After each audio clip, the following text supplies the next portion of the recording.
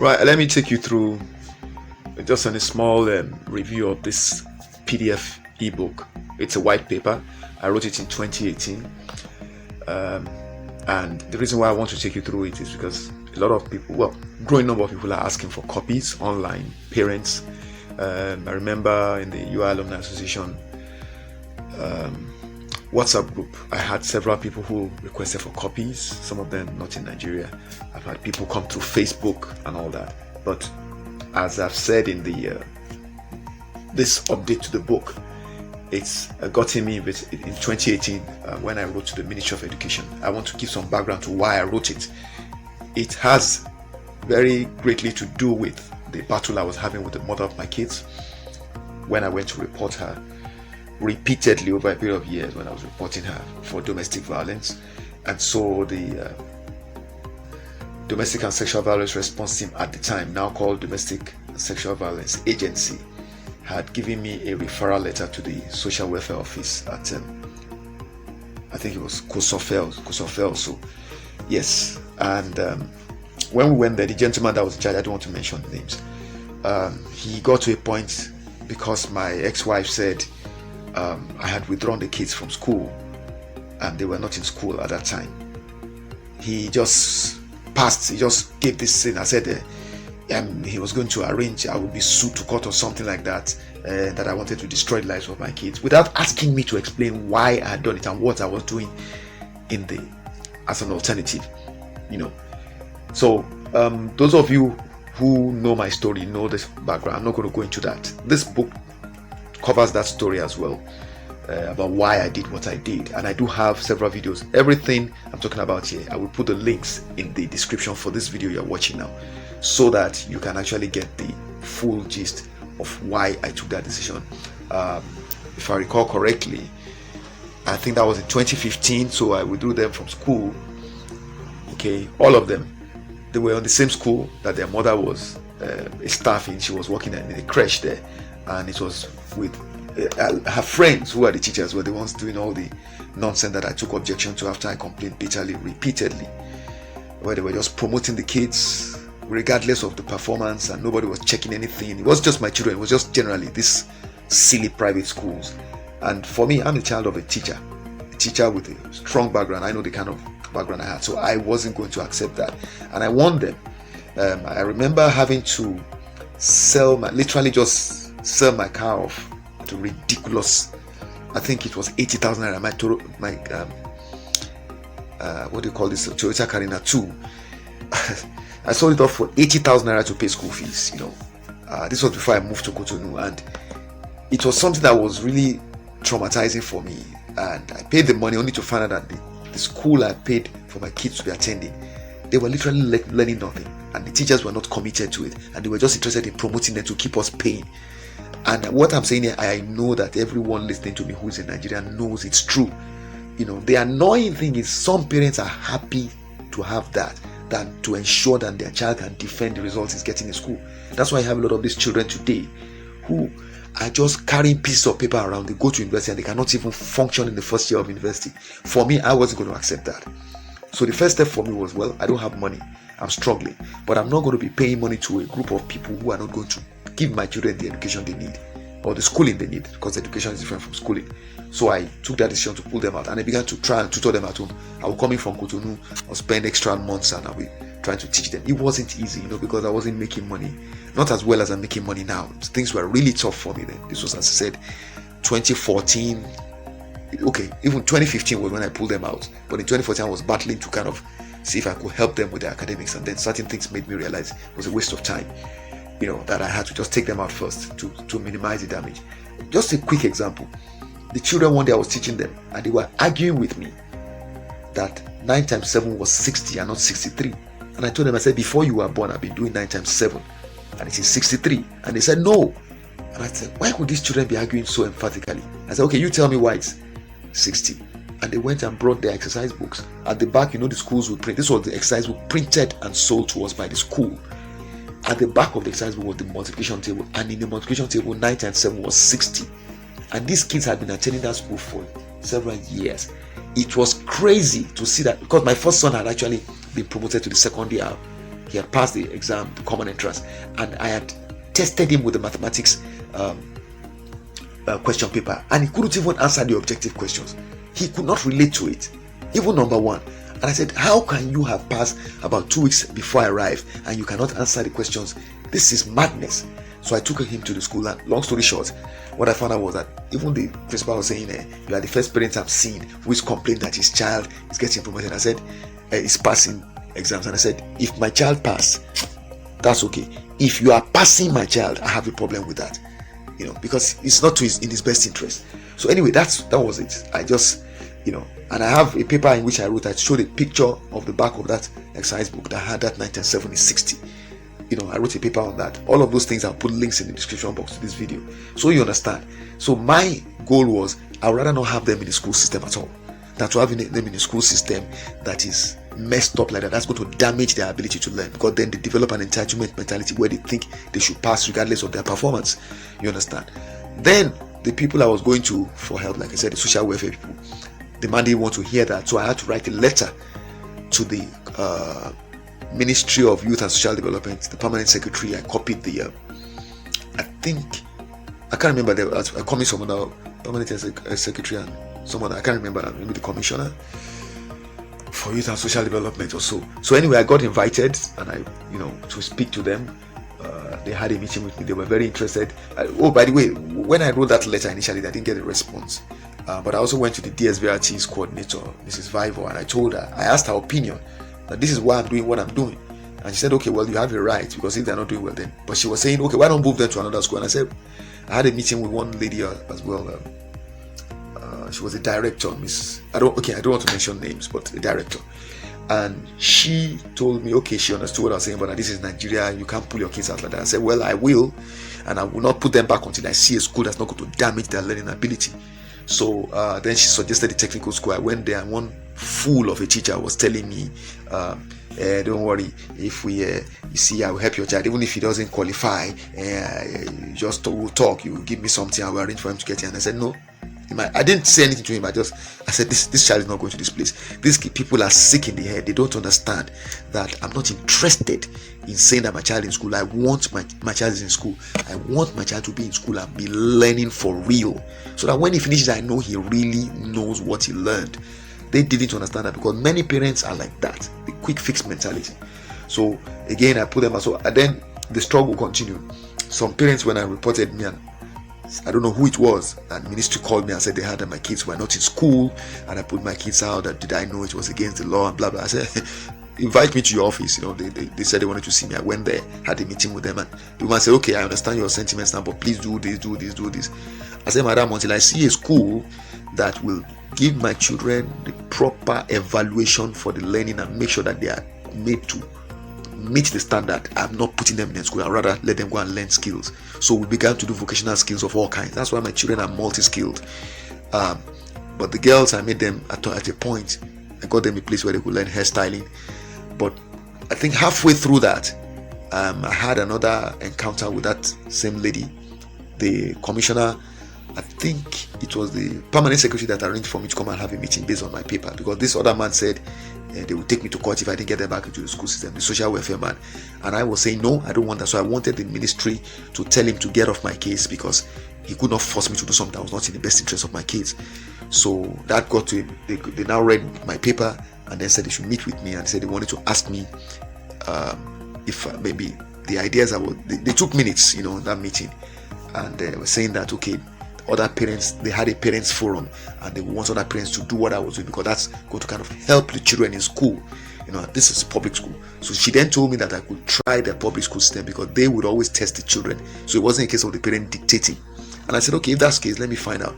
And I checked at one of the schools near to where we're living, and it turned out to be true. The headmistress told me, yes, she was comfortable with what I was saying, and she appreciated the way I was going about it. And so my kids, I enrolled them, and since then they've been in school. And when I say my kids, I mean my daughters now, because my sons, that's a different kettle of fish with their mother. So, but ultimately my girls are doing well now. But you see, the story, the reasoning, the thinking behind why I did what I did. Look at the title here you see on your screen. Schooling is a means to an end and not an end in itself. hard truths parents, teachers, and policymakers need to understand to educate kids for authentic, non-corner cutting success in the 21st century. I'm not joking around. This is not an ego trip. If you want to talk about academics, I am competent to speak about it in any sense. I am the child of a very, very established Montessori trained and certified teacher. Over 25 years of experience in one of the top schools in this country. And I'm telling you, I pulled my kids out of the school because I saw that it was not in their interest to be in that school system. And I tried other schools, by the way. Some people were telling me in all these government places I went, I could have put them in some other school. Which other school? Some funny barristers I was talking to were busy trying to give me lecture about what they did not know. Telling me, my daughter is supposed to have, my daughter has finished at this age, and you're allowing your daughter to stay long. What does it matter what age they finish? Me that I finish ahead of some people, did they not come and overtake me and go and get jobs before me? I mean, when I become an entrepreneur, did they not overtake me and get jobs and have more money than me? I'm picking myself up now and I build my brand to a point where I'm able to make money consistently. But before I got to this point, didn't I have people who were younger than me overtaking me? So what's this issue of my child is this age has finished, and if she finishes, didn't some people finish before her who are younger? Don't we have 8-year-olds that become professors? Don't we have 5-year-old that is in university? I mean, people don't Google. So the point is, what's this issue of this age you must finish? Are they poultry, chicken, or catfish babies? This has nothing to do with age, because children come with all kinds of gifts. Some children come with academic gifts. Some children don't have that. They have psychomotor skills that are beyond the wildest imagination of anybody. And that's why Messi is Messi. You don't have to talk to him about academics. Talk about football. So the thing is, people are missing the purpose of education. It's not the same thing as schooling. Schooling is just a means to the end, which is the end is what? Education. And the education must be balanced. It's not just book learning. That's the problem. Schooling is about book learning, and then the book learning, they're not even doing it right. So that's the issue I had. So this paper talks about the journey I went through, looking at myself and the struggles I was having. The mother of my children was insulting and abusing me, subjecting me to serious verbal, emotional, and psychological, as well as physical abuse, because I did not have the financial means. I was not doing well in my business. When I was in paid employment, it was no problem. We started from paid employment, but I always told her I was going to start a business. And so she did not understand that it could take time before I would break through. And she began to subject me to all manner of humiliation. And then I asked myself, this lady that didn't even finish secondary school, that doesn't even have the competence does not even qualify to criticize me, is talking to me like this because somehow I've come into the real world and my business is not moving because I refuse to give bribes. People are telling me all kinds of things. I don't want to do them. So this education I got is not complete. What is missing, I found out, is because the education I got was one-sided. It was academic. It did not recognize the fact that my society might not respond to academic-based education the same way the paid employment circles would. Once I stepped out of paid employment, I was in a different world. That's what I'm trying to let you understand. If you're a parent listening to this, I'm telling you, there's a serious disconnect between formal schooling and real-world relevant needs of societies. So what you're seeing here, this young man here you're seeing on the screen, his name is Sully Breaks. He's a spoken word poet, okay, and he got millions of views for this video he did, Why I Hate School But Love Education. Just go to YouTube and Google it. The guy is a legend as he is, and he really got through to people. But Sir Ken Robinson has spoken about the same thing, but just, of course, in a more formal manner, in a TEDx talk he gave, right, where he talked about schools killing creativity. All right, and but Sully really breaks it down for the average person. The youth will be able to relate to his lyrics. His lyrics are totally on point, and I had to actually transcribe the lyrics from his song into this book. So you see the lyrics tell you everything. I want you to go, just request for a copy of this PDF. It's free. I'm taking you through it because I want you to understand what is in it, because some people are still reading and saying, what's all this about? They ignore it. And yet Reno Mokri has been posting a lot in the last 1 year or so. I've been following him on this thing that forget your degree, get skills which save your life, skills that get you better options. I keep seeing interviews of billionaires, millionaires who made it without even having as much as secondary level of education because they chose skills over degrees. The degree is dying. Most people will not need it, at least not the way it's currently defined. The school system at the tertiary level needs to change.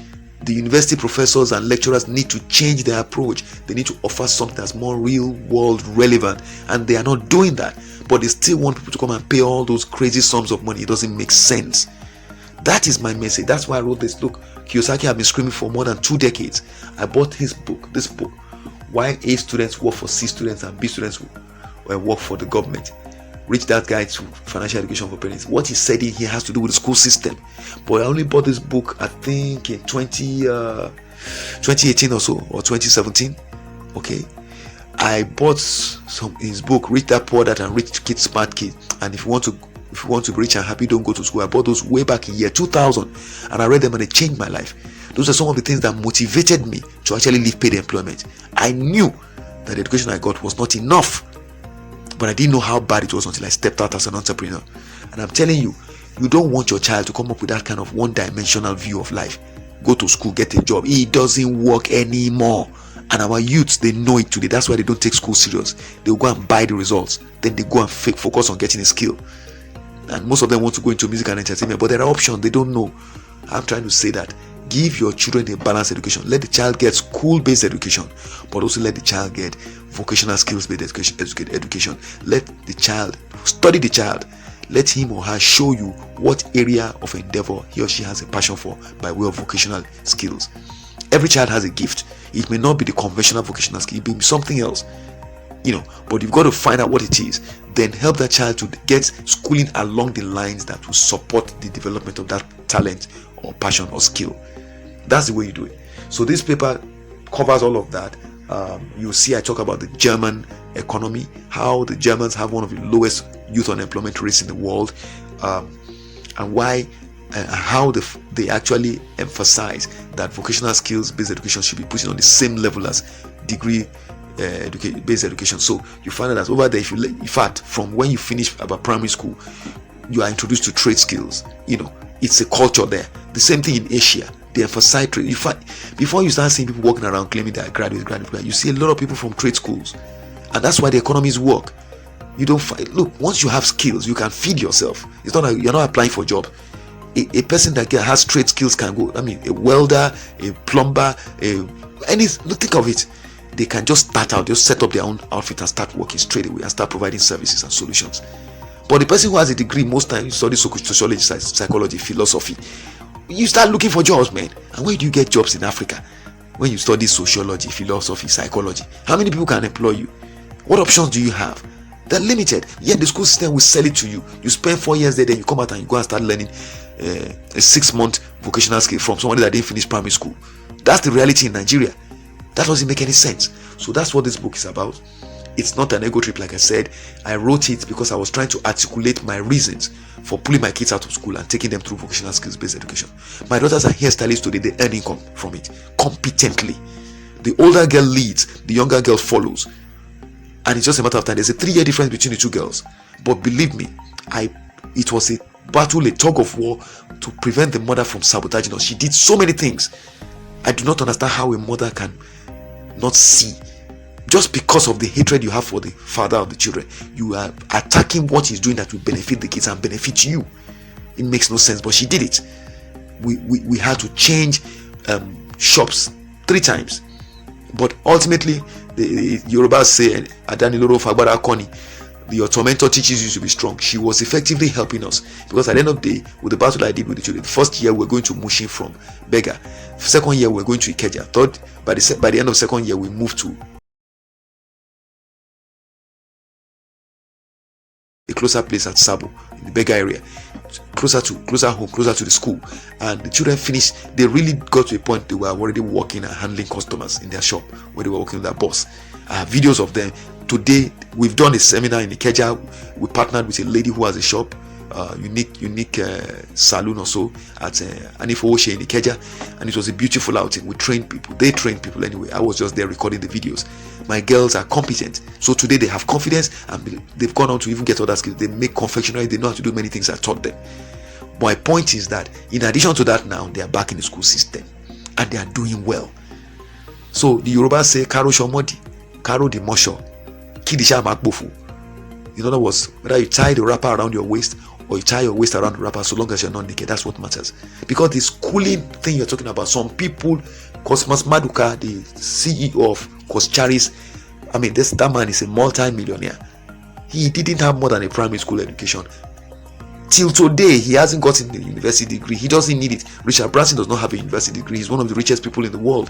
This thing has schooling. You see, Kiyosaki said, if going to school made you rich, school teachers will be millionaires. Now, question is, I always ask, do you know any school teacher who is a millionaire? And if yes, did he become a millionaire through school, being a school teacher, or did he go into other things? So the thing, first of all, the answer is often no, 9 times out of 10, and that's the answer you need to hear. So don't tell me because he didn't go to school, he's going to be poor. We all know that some of the richest people we know in the world have very low levels of education. Many of the people who we know are lecturers and professors and all that do not have millions to give anybody. And yet, this stereotype, this narrative, we continue to preach it.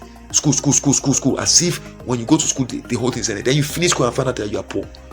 And you are literally working in a company that is run or owned by somebody that didn't even have your level of education. It's there. It's the reality. We see it every day.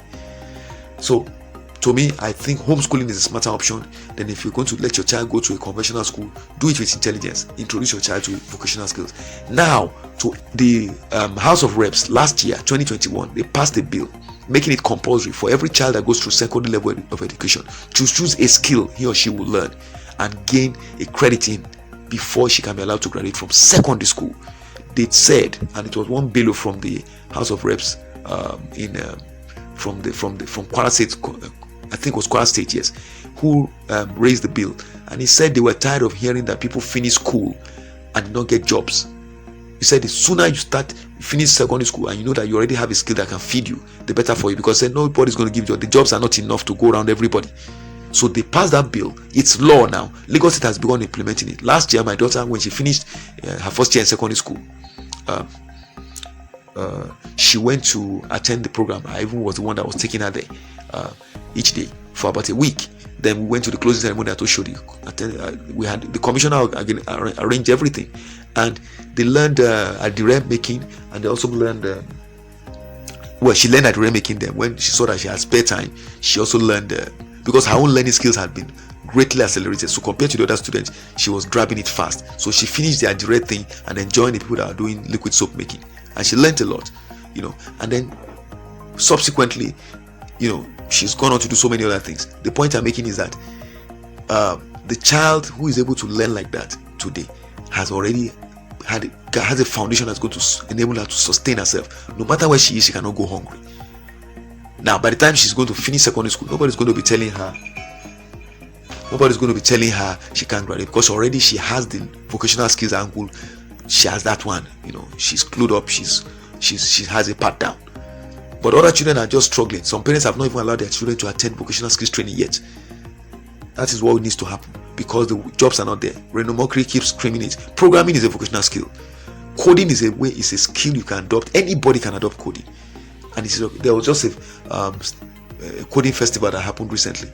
It was mostly for coding, and children need to be exposed to it as early as possible in life. Many parents don't understand that. Oh, yeah, and by the way, another thing I wanted to mention was that in 2018 was when I met with the Ministry of Youth and Social Development, when I had a meeting. So we had those discussions, like I said, with one of the directors who was asked by the permanent secretary to meet with me. Then I continued writing letters to the deputy governor, who was at that time the commissioner for education. She was Dublin. Anyway, I wrote letters. I tried to follow up. No, there was no response. I was trying to say, this is what I'm doing with my kids. This is why they should leave me be and not harass me about, don't tell me to put my kids in a system that you're not willing to monitor. Because my mother told me there were inspectors for education in her time that would go around the schools to check that they were doing the right things. In this case, all the private schools I was trying to go around the area, they had to be near home, because I couldn't afford to give them money for long distance transportation and all that. They were all doing the same thing, the nonsense. It was more about money. So we went on like that for some years. I kept going around to report on this domestic violence thing, and the issue of my children's schooling will come up, and I'll say, okay, they're back in school. This is what's happening. That's what's happening. But they say, oh, why did you take them out of that? You didn't have to remove that. I say, well, I did, and I don't regret it, and I stand by what I did. And I said, they are better off today because they have income earning skills. Those are real life skills. I insist on it because I didn't have it, and that's why I was borrowing money from Vulcanizer, okay, to buy fuel to my car. That's why I was walking from beggar from my place at Yakoyo around the on the road to Alagbole all the way to Airport Hotel in the mornings when I first got to that area in 2008, because I ran out of fuel in my car, and for 2 weeks I couldn't move my car because I had no money. And the little I was making, I had to give to the mother of my kids to cook food for them. I would go out in the morning as early as 5:30 and walk across the road in front of Cadbury, all those places, Agidingbe, and walk through all of that place, down Awolowo Road, all the way to Airport Road. I'm telling you, then I'll go into the toilet of the Airport Hotel and Airport Hotel, on the way to Airport Hotel, I'll go into the toilet, clean up my face, use a rag with water to clean my body, then I'll wear a different set of clothes from inside my backpack and begin to market my CD containing my software. That was how I started in 2008 from that area. It was terrible. Before I got my first big job in one hotel, well, how much was it? 45,000. And then I was able to buy fuel into my car and pick it up from in front of the school that my kids attend today. That was what I mean. My life is a crazy story. So the point is, it was bad, and I said, I don't want my kids to go through this. They go and get schooling, they'll be brilliant academically, but they'll be empty in terms of real world relevant skills, that survival skills. Even my street wisdom was zero. My children have greater street wisdom than me today, than I had at their age. So that was the whole thing. But anyway, as the years went on, I didn't stop my work. I began to write more about best practice parenting and what I thought was missing, what I could have been given, what I believe I lacked as a young man growing up with all the academic strengths I had, but zero real world relevant skills and wisdom. So I continued writing. I started getting a following online, and then I wrote one day, I think it was in 2021, I think. I wrote to the Commissioner for Education. There was a new commissioner, so I wrote to her. Basically was, look, I'm doing well, look at my kids now, they've done this thing, they've done that with their vocational skills, my girls are doing well. And I felt I should tell them that they should tell other parents in the school system that they shouldn't leave their kids just to attend school alone. They should start doing what I'm doing. Let them double, kind of do both, be in school and also learn skills at the same time, simultaneously, instead of waiting. Not that you go and get a degree and you start coming back to learn when you find you can't get a job, because chances are good you won't get a job. So I was surprised when I got a call from the Ministry of Education that the Commissioner for Education told them to get in touch with me and have a meeting with me. I had that meeting at the annex at Akoka, which I never knew existed before then. And then they invited me subsequently for another meeting with the chairman of the State's Parents Forum. And the meeting, I would say the meeting went like 60% the way I expected, 40% the way I didn't expect. Some of the sentiments expressed by the chairman of the Parents Forum, to each his own. I just told them my mind, and I told them, you're free. I have all the information I can send to you if you want, But they were saying, okay, yeah, the ideas I had were good, but there were some other things, talking about parents not wanting to listen if I didn't buy drinks for them. I said, then they will go hungry with their kids, because what I'm about to give to them is wisdom about what I'm doing with my kids. If they think food is more important than listening to some other parent who is sharing his experience, then too bad for them. So anyway, I did that, and so for me, that was what was probably the climax of my interactions with the government system. And then it was very exciting for me to then hear later on that the House of Rep had passed a bill, which was one of the things I was trying to get the Lagos State people to see, that look, why don't you tell parents to start pushing their kids to learn vocational skills? Then when the House of Rep passed the bill, I wrote a paper straight away. I wrote a letter just direct to the commissioner and said, by the way, now that the House of Rep has passed this bill, this makes what I was saying the other time even more relevant, blah blah blah. And to their credit, Lagos State government already even took action. They already began implementing it. All the schools were notified that vocational skills was now part of the curriculum, blah blah blah. They will be going for training at the end of each session and all that. And so it's been like that. I don't know whether or not today parents understand how serious the need to engage their kids in vocational skills is. But if you check the social media, you see more and more kids being showcased by the BBC, the BBC short videos they do, BBC Pidgin and all that, where they show people, young children in school who are also getting skills on the side, and even adults who are doing the same thing. So the sooner you get onto the boat, the better, because that is the way the world is going. All over the world, skills. Elon Musk posted a tweet saying he would employ anybody if he showed he could code competently, even if the person did not finish basic schooling by way of primary and secondary level of education. He said, if you can show that you can code, I will hire you. Coding is a skill. It's a skill that requires the use of your brain. And if you can read and write, you can code from the age of 5 or even earlier. So it's not anything that you need to go and get any degree for. That's the thing. And yet programmers are some of the best paid people in the world. We have Nigerian youths now who are making millions because they are coding. They're doing blockchain programming and things like that, Python coding. They are right there. Punch newspaper interviewed one recently, Oseni, I think it's John Oseni also. So this is for real. Google it, you'll see it. So don't let anybody deceive you that you need to go and look at the universities that have been on strike for so long. You are going to wait for that? Well, I've said what I want to say. I hope you will listen. Anyway, I wanted you to see the insides of this book. You see, I've talked about the story of Aziza Toshoala here, how she tried to explain to her parents that she could do vocational skills. She could play football and still complete school, and the parents didn't agree. So she dropped out of school and left home.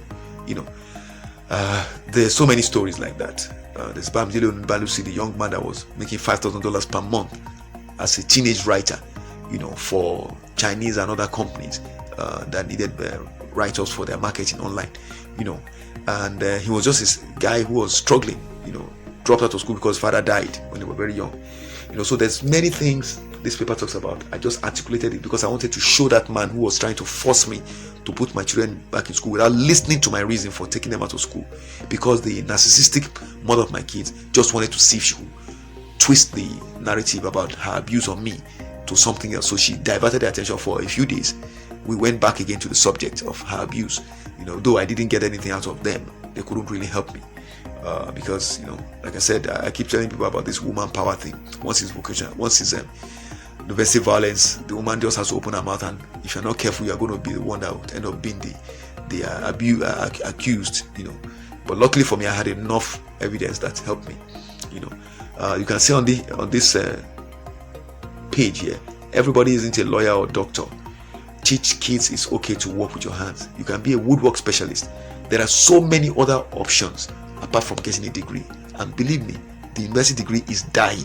The way it is currently designed, it needs to change. The school systems at the university, at the tertiary level, needs to change. The people who are running those establishments needs to change. They need to change what they're offering learners. If not, it's just a matter of time. They're going to be like dinosaurs. So does your society schooling system damage creativity? The answer is yes, most times that's the case. Finland is one of the few countries that's doing education the right way. So anyway, that's what I wanted to show you, just to show you the insides of this PDF. If you want a copy of it, all you have to do is send me an email with your name, your country, your gender, and your WhatsApp phone number. That's all I need, and I'll send it to you with my compliments. I hope you find it useful. If you have any questions, do get across to me using the contact details on screen. I wish you well.